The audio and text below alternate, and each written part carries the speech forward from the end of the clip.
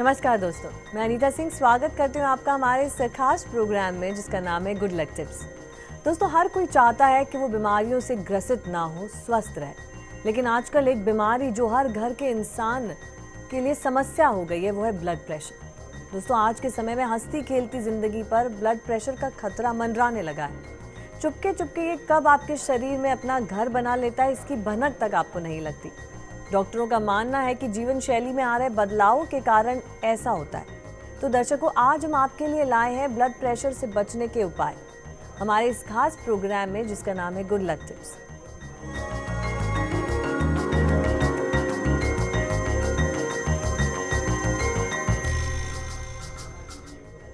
दोस्तों, blood pressure एक बहुत बड़ी बीमारी है। जो लोग अधिक तनावग्रस्त रहते हैं, अपने खान पान रहन सहन में बिल्कुल लापरवाह होते हैं, अक्सर ऐसे लोग इस बीमारी के शिकार हो जाते हैं। और इस रोग के प्रारंभ में कुछ ऐसे लक्षण एकदम से दिखाई नहीं पड़ते हैं जिनसे परहेज कर आप अपनी सेहत को समय रहते संभाल पाएं।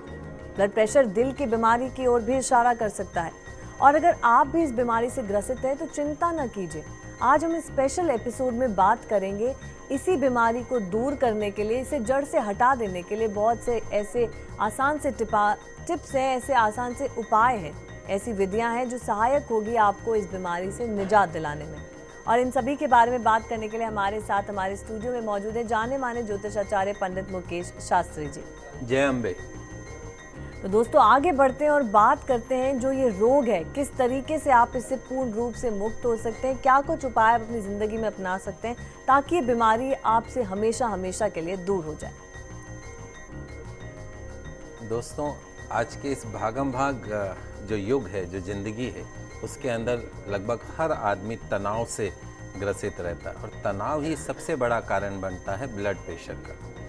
ब्लड प्रेशर को हम राजसी रोग मानते हैं, जो एक बार जीवन में आ तो जाता है लेकिन उसके बाद में वापस नहीं जाता है, केवल दवाइयों पर निर्भर होकर आपके जीवन में हमेशा बना रहता है। तो यदि आप ब्लड प्रेशर के रोगी हैं, आपकी चाहे उम्र कितनी हो, लेकिन अगर आपको लगता हो कि आपका उच्च रक्तचाप है या आपका निम्न रक्तचाप है, तो आप परेशान मत होइए, क्योंकि आप स्वयं अपना इलाज कर सकते हैं। आज मैं आपको एक बहुत ही दुर्लभ और चमत्कारिक प्रयोग, एक अनुष्ठान बताने जा रहा हूँ। इस प्रयोग के अंदर भी मंत्र की बहुत बड़ी भूमिका है और मेरा दावा है कि यदि आप इस मंत्र की साधना कर लेते हैं तो कुछ ही दिनों में आपको बहुत ही चमत्कारिक परिणाम देखने को मिलेंगे और निश्चित तौर पर आप ब्लड प्रेशर जैसे रोग पर पूर्ण नियंत्रण प्राप्त कर सकते हैं। तो आज मैं आपको बताने वाला हूं कि कुंडली में षष्ठेश यानी छठा स्थान और अष्टम स्थान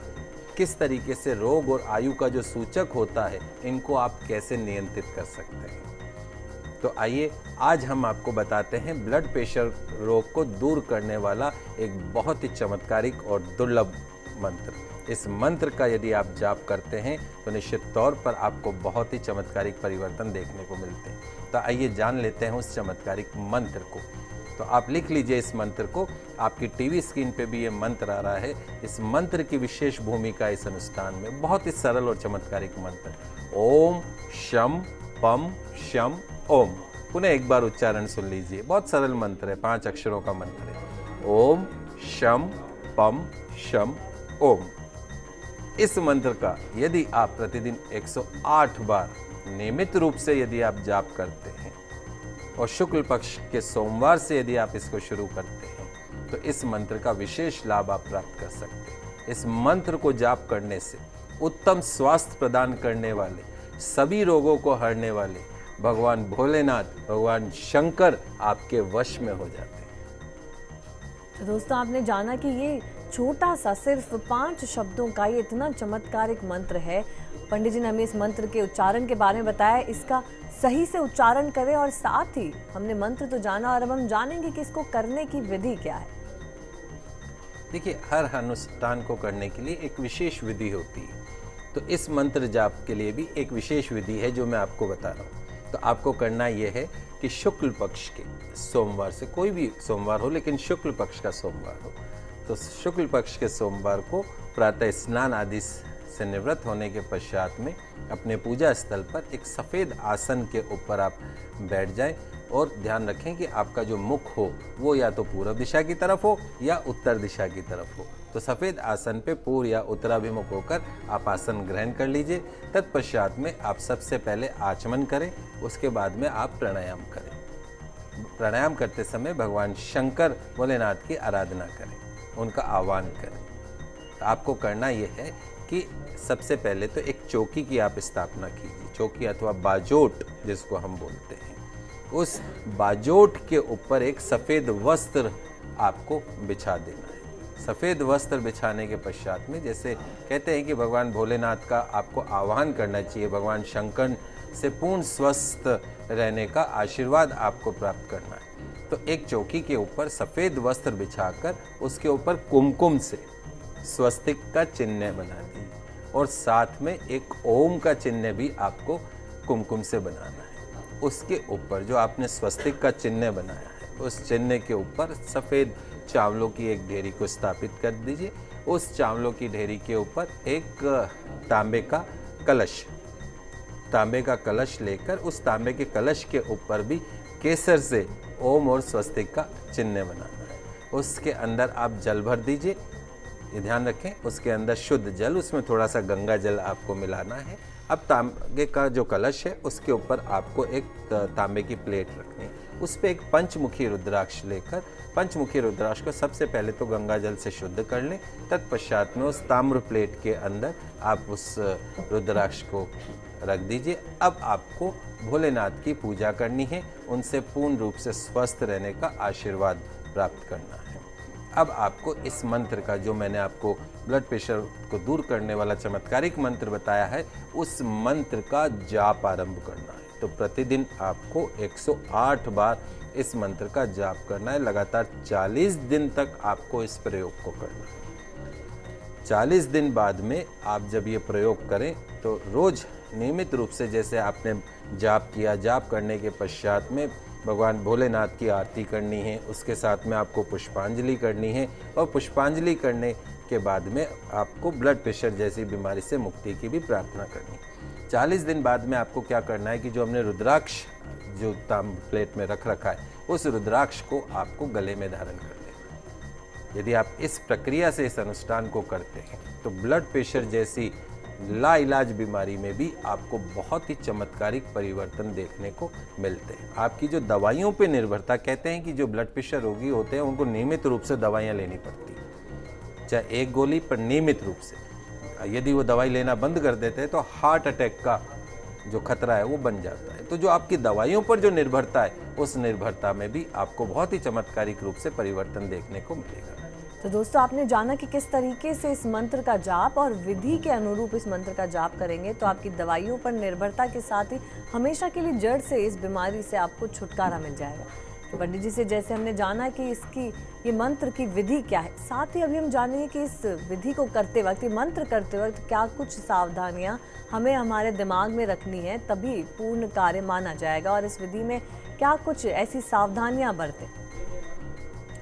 हर अनुष्ठान को करने के लिए कुछ ना कुछ सावधानियां तो रखनी पड़ती हैं। यदि आप विधि विधान पूर्वक, सावधानी पूर्वक अनुष्ठान करते हैं तो अनुष्ठान पूर्ण रूप से सफल होता है और आपकी जो भी मनोकामना, जिस मनोकामना से आपने अनुष्ठान किया है, उसमें आपको सफलता प्राप्त होती है। तो इसमें आपको क्या सावधानी रखनी है वो भी मैं आपको बता देता हूँ। सबसे पहली सावधानी ये रखनी है कि जब आप इस अनुष्ठान को करें तो सफ़ेद रेशमी वस्त्र पहन कर आपको इस अनुष्ठान के अंदर बैठना है। दूसरी सावधानी यह है कि रुद्राक्ष की माला से इस मंत्र का आपको जाप करना है। तीसरी सावधानी यह है कि पूजा के अंदर आपको सफ़ेद चंदन, मोगरे के पुष्प और पंचमेवा भगवान भोलेनाथ को अर्पण करना है। इस मंत्र का जाप करने के बाद भगवान भोलेनाथ की आरती हमेशा करनी है। तांबे के कलश में जो हमने जल भरा था और उसमें जो गंगा जल डाला था, 40 दिन बाद में आपको उस जल का थोड़ा चरणामृत के रूप में आपको उसका सेवन करना है। तो आपकी जो दवाइयों के ऊपर जो निर्भरता है वो कम होगी और चमत्कारिक रूप से आपको फ़ायदा मिलेगा। उसके साथ साथ में, जैसा मैंने आपको बताया कि जो रुद्राक्ष है वो सबसे मुख्य इस अनुष्ठान के अंदर चीज़ है। तो 40 दिन बाद में उस रुद्राक्ष को आप या तो लाल धागे में या काले धागे में या चांदी की चेन के अंदर आप उसको गले के अंदर धारण कर सकते हैं। रुद्राक्ष धारण करने के बाद में और उस गंगा जल मिश्रित जल का सेवन करने से निश्चित तौर पर आपके जीवन के अंदर जो ब्लड प्रेशर जैसी जो बीमारी दस्तक दे रही है वो बीमारी वापस अपने रास्ते पे लौट जाएगी। आपने जाना कि किस तरीके से पूर्ण रूप से विधि विधान भी जाना, साथ ही में आपको क्या क्या सावधानियां बरतनी है ये सब भी आपने जाना। दोस्तों वक्त हो गया एक ब्रेक का। ब्रेक से लौटेंगे और बात करेंगे कि क्या किस तरीके से वास्तु दोष का निवारण करके इस बीमारी से आप छुटकारा पा सकते हैं। वक्त एक ब्रेक।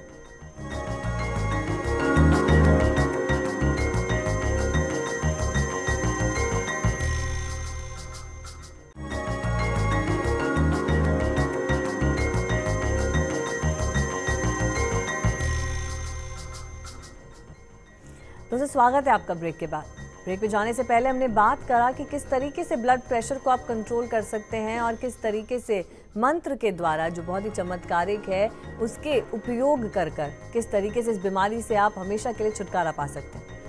और दोस्तों हम वास्तु की अगर बात करें तो वास्तु शास्त्र के द्वारा जीवन की अनेक समस्याओं को ठीक करने में वास्तु बहुत सक्षम है।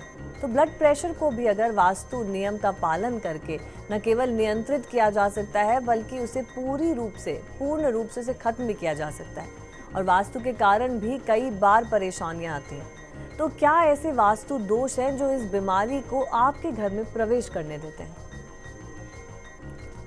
निश्चित तौर पे मित्रों, यदि आपके घर के अंदर वास्तु दोष बना हुआ है तो आपके घर की सुख शांति समृद्धि खत्म होती है, बीमारियां आपके घर के अंदर प्रवेश करती हैं। मैं पिछले कई समय से जो ब्लड प्रेशर जैसी गंभीर बीमारियां, शुगर जैसी जो गंभीर बीमारियां, ऐसे रोगियों को वास्तु शास्त्र के अनुसार रखने का प्रयास कर रहा हूँ और बड़ी आश्चर्यजनक चमत्कारिक रूप से हमको सफलताएं प्राप्त हुई हैं कि जो ऐसे गंभीर बीमारियों से जो ग्रसित हैं, बगैर दवाइयों के, बगैर किसी एलोपैथिक मेडिसिन के, उन लोगों को बहुत ही चमत्कारिक रूप से उनको परिवर्तन देखने को मिल रहे हैं। तो आपके घर का वास्तु दोष भी आपके स्वास्थ्य को प्रभावित करता है। तो ऐसे कौन से दोष हैं जो कि आपके घर के अंदर बीमारियों को आमंत्रित करते हैं, आज हम बात करेंगे उन दोषों के बारे में।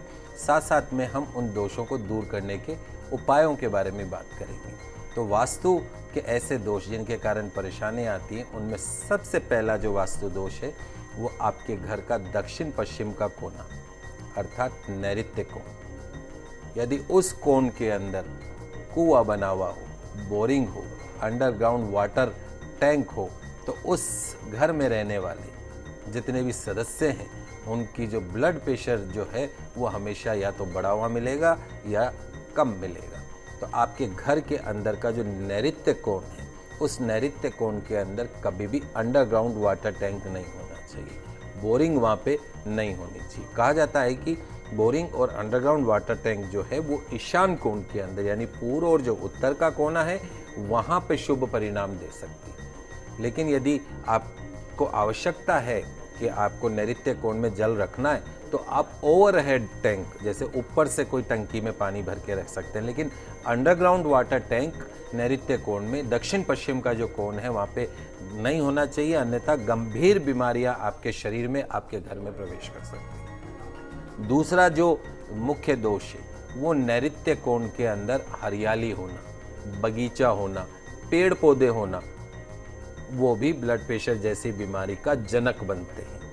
तो नैऋत्य कोण यानी दक्षिण दिशा के अंदर का जो ये कोना जो होता है, यहाँ पे गार्डन नहीं लगाना चाहिए आपको, इसको भारी रखना है, हल्का नहीं करना है। ध्यान रखिए, इसको आप जितना भारी रखेंगे उतना आपको फायदा होगा। तो आपके घर का जो नैऋत्य कोण है वो सबसे मुख्य चीज रहती है। तीसरा जो दोष है वो आपके घर के नैऋत्य कोण का बढ़ना या छोटा होना, वो भी ब्लड प्रेशर जैसी बीमारी को आमंत्रित करता है। नैऋत्य कोण अगर आपका घर का बढ़ रहा है या घट रहा है या कट रहा है, तो ऐसी स्थिति में भी जो बीमारियां हैं वो आपके घर के अंदर बड़ी आसानी से प्रवेश कर जाती है। चौथा जो महत्वपूर्ण दोष है वो आपके घर के दक्षिण पश्चिम कोने का नीचा होना। यदि आपका दक्षिण पश्चिम का जो कोना है वो बाकी तीनों कोनों के मुकाबले यदि नीचा है तो भी ब्लड प्रेशर के रोगी के लिए उससे अत्यंत घातक माना जाता है। इसलिए घर के नैऋत्य कोण को सबसे ऊंचा रखना चाहिए। ये ध्यान रखें कि जो ईशान कोण कौन सा हुआ? आपका पूरब और उत्तर का कोना। आग्नेय कोण कौन सा हुआ? आपका पूरब और दक्षिण का कोना। और वायव्य कोण कौन सा हुआ? उत्तर और पश्चिम का कोना। इन तीनों कोनों के मुकाबले आपका जो नैऋत्य कोण है अर्थात दक्षिण पश्चिम का जो कोना है वो हमेशा भारी होना चाहिए और ऊंचा होना चाहिए। बाकी तीनों कोनों से भी वो कोण ऊंचा होना चाहिए। तो यदि आप इस वास्तु सिद्धांत की पालना करते हैं तो आपके घर के अंदर कभी बीमारी प्रवेश कर ही नहीं सकती। लेकिन यदि आपके घर का नैऋत्य कोण नीचा है, कटा हुआ है, छोटा है, बड़ा है, तो निश्चित तौर पर गंभीर बीमारियां आपके घर में प्रवेश कर जाएंगी।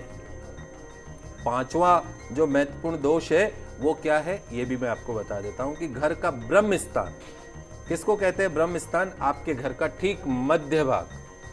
आजकल फ्लैट संस्कृति चल रही है या इस तरह की एक एक इंच कवर करने की जो संस्कृति है, तो मध्य भाग को भी उसके अंदर या तो हम सीढ़ी बना देते हैं डुप्लेक्स टाइप का, या वहां पे कोई लैट्रिन बाथरूम बना देते हैं। तो आपके घर का जो मध्य भाग जिसे हम ब्रह्म स्थान के नाम से जानते हैं वो कभी भी भारी नहीं होना चाहिए। मध्य स्थान पर यदि सीढ़ियां बनी हुई हो तो उस घर के अंदर ब्लड प्रेशर जैसी बीमारी का, शुगर जैसी बीमारी का और भी गंभीर बीमारी का, कैंसर जैसी बीमारियों का परमानेंट वास हो जाता है। तो आपके घर का जो मध्य स्थान हो, जो ब्रह्म स्थान हो, वो हमेशा खाली रहना चाहिए, वो हमेशा स्वच्छ रहना चाहिए, वो हमेशा हल्का रहना चाहिए। तो सुना आपने कि किस तरीके से वास्तु के ये एक दोष हैं जो आपके घर में इन अनचाही बीमारियों को बिल्कुल न्योता देते हैं और हमेशा के लिए वे आपके घर में वास करती हैं। हमने ये जाना कि वास्तु दोष है और किस तरीके से इसे दूर कैसे किया जा सकता है और इसके क्या उपाय हैं पंडित जी, ये हमारे दर्शक जानना चाहेंगे आपसे। अभी मैंने आपको बताया कि किस तरह के दोष आपके घर में बीमारियों को आमंत्रित करते हैं। अब उन दोषों को दूर करने के कुछ सरल उपाय भी मैं आपको बता रहा हूँ। तो जैसा मैंने आपको बताया कि आपके घर का जो ईशान कोण है वो हमेशा स्वच्छ होना चाहिए, हल्का होना चाहिए। अंडरग्राउंड वाटर टैंक भी आपका वहाँ होना चाहिए। पानी का जो बोरिंग है वो ईशान कोण पूर्व उत्तर के कोने में होना चाहिए। तो हमेशा यदि घर का ईशान कोण आप स्वच्छ रखते हैं, और जितने भी दोष मैंने आपको बताया उन दोषों में आपने नोटिस किया होगा कि सबसे ज़्यादा दोष नैऋत्य कोण यानी दक्षिण पश्चिम का जो कोना है उसको आपको भारी रखना है हमेशा, यानी हैवी। ऊपर उसके ऊपर कोई एक पिलर बना दे, कमरा बना दे तो हैवी हो जाता है, ऊंचा हो जाता है। दक्षिण पश्चिम को कभी भी आपको खुला नहीं रखना है। महत्वपूर्ण उपाय और भी मैं आपको बता रहा हूँ, आप नोट करते जाएं, बहुत ही सरल उपाय है। ये ध्यान रखें कि बेडरूम में जिस कमरे में आप सोते हैं, यानी ब्लड प्रेशर जिसको है, यदि वो अपने बिस्तर पे बैठ के खाना खाता है तो निश्चित तौर पर उसका ब्लड प्रेशर हमेशा बढ़ा हुआ मिलेगा। तो ध्यान रखें, कभी भी अपने बेडरूम में अपने सोने वाले जो बिस्तर पे हैं उस पे बैठ के खाना नहीं खाना है। आजकल इतने आलसी लोग हो गए हैं कि डाइनिंग टेबल या नीचे बैठ के खाना तो छोड़ दिया है, अपने बिस्तर में बैठ के खाना खाते हैं। तो आप अपनी इस आदत को बदल दीजिए यदि आप पूर्ण स्वास्थ्य सुख चाहते हैं। उसके साथ साथ में आपके बेडरूम में चप्पल जूतों का भंडार नहीं रखना है आपको।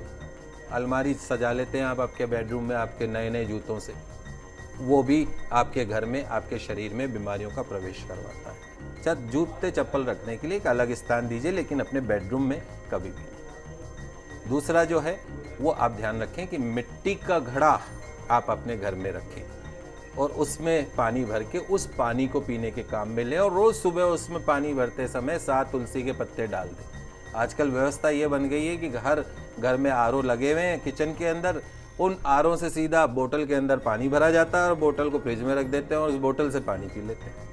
तो क्यों नहीं आपके घर में बीमारियां प्रवेश करेंगी। तो यदि आप चाहते हैं कि पूर्ण स्वस्थ आप बने रहें, आपके जीवन में सुख शांति बनी रहे, तो आप अपने किचन में एक मिट्टी का मटका रखें, उसमें पानी भरें और 7 तुलसी के पत्ते डालें।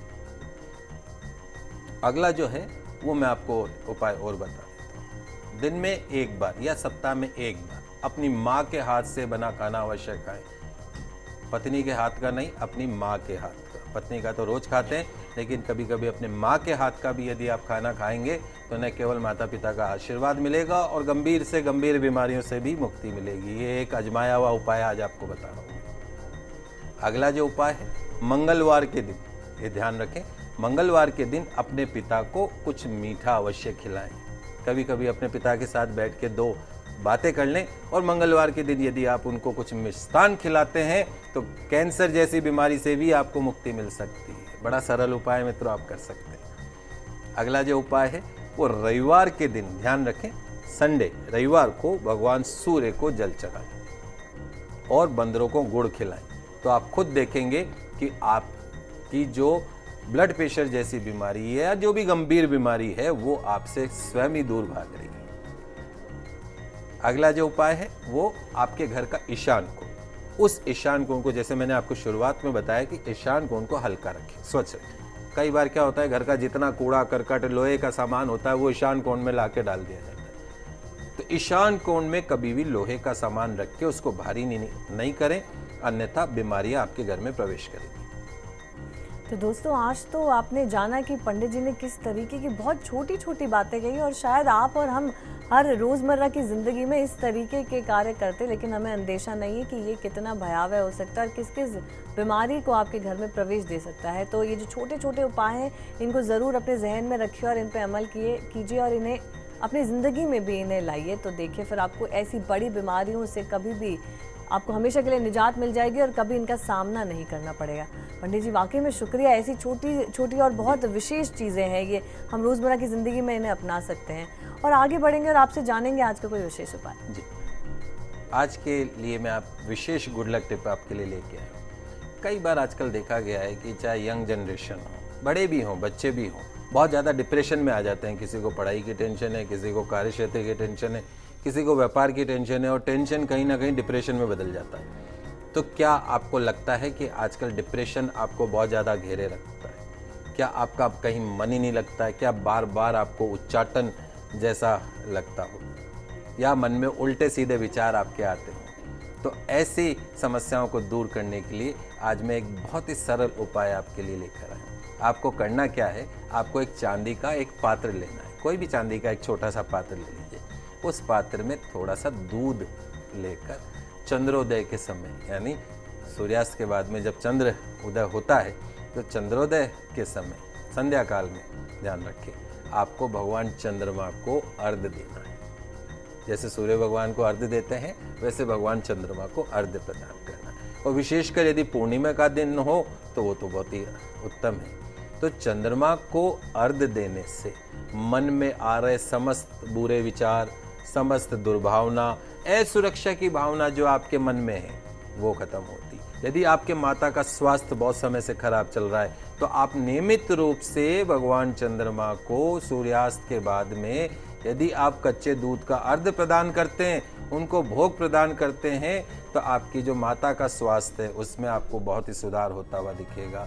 आपका जो उच्चाटन है वो खत्म होगा, डिप्रेशन जैसी जो बीमारी है वो आपसे स्वयं दूर भागने लग जाएगी। तो चंद्रमा को अर्घ्य देना खराब स्वास्थ्य को तत्काल नियंत्रित कर लेता है और आपके मन को संतुष्टि प्रदान करता है।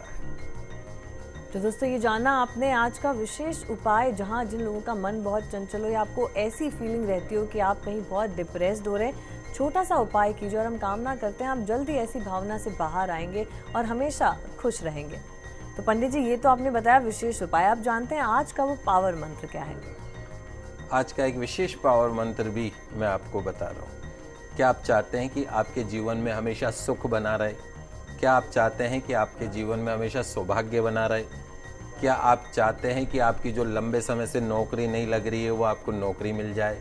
क्या आप चाहते हैं कि आपका व्यापार हमेशा अच्छा चलता रहे? क्या आप चाहते हैं कि माँ लक्ष्मी का आशीर्वाद आपको मिलता रहे? क्या आप चाहते हैं भगवान गणेश का आशीर्वाद आपके ऊपर हमेशा बना रहे? तो एक बहुत ही सरल 3 अक्षर का मंत्र है। यदि आप इस मंत्र का नियमित रूप से यदि आप जाप करते हैं तो निश्चित तौर पर आपके घर में, आपके जीवन में सुख, शांति, समृद्धि हमेशा बनी रहती है। लिख लीजिए इस मंत्र को, बड़ा सरल मंत्र आज मैं आपको बता रहा हूँ। ओम गूंग नमः, भगवान गणेश जी को प्रसन्न करने वाला बड़ा ही चमत्कारिक, बड़ा ही सरल मंत्र आज मैं आपको बता रहा हूँ। वापिस एक बार इसका उच्चारण समझ लीजिए, लिख लीजिए इस मंत्र को, ओम गूंग नमः। इस मंत्र का यदि आप प्रतिदिन 108 बार जाप करते हैं, भगवान गणेश जी, माँ लक्ष्मी का आशीर्वाद आपके जीवन में हमेशा बना रहता है और निश्चित तौर पर आपकी जितनी भी आर्थिक शारीरिक मानसिक समस्याएं जो हैं उन सभी समस्याओं से आपको मुक्ति मिलती है। तो दोस्तों ये आपने जाना पावर मंत्र, छोटा सा मंत्र है लेकिन इतना चमत्कारिक है, जहाँ पर कहीं ना कहीं आप भगवान गणेश और माँ लक्ष्मी को प्रसन्न ज़रूर कर सकते हैं। ज़रूर से अपनाइएगा इस मंत्र को, बहुत चमत्कारिक मंत्र है ये। तो दोस्तों आज हमने चर्चा की कि किस तरह से ब्लड प्रेशर जैसी गंभीर समस्या का हल हो सकता है। उम्मीद करते हैं हमारा ये कार्यक्रम आपको ज़रूर पसंद आया होगा। पंडित जी हमारे स्टूडियो में आने के लिए और दर्शकों को उनकी समस्याओं का समाधान बताने के लिए, ब्लड प्रेशर जैसी बीमारी के बारे में बताने के लिए आपका बहुत बहुत शुक्रिया। नमस्कार। तो दोस्तों अगर आप भी अपनी किसी समस्या का कोई समाधान चाहते हैं तो आप हमें कॉल कर सकते हैं, हमें ईमेल कर सकते हैं। हमारा ईमेल आईडी है goodlucktips@firstindianews.com।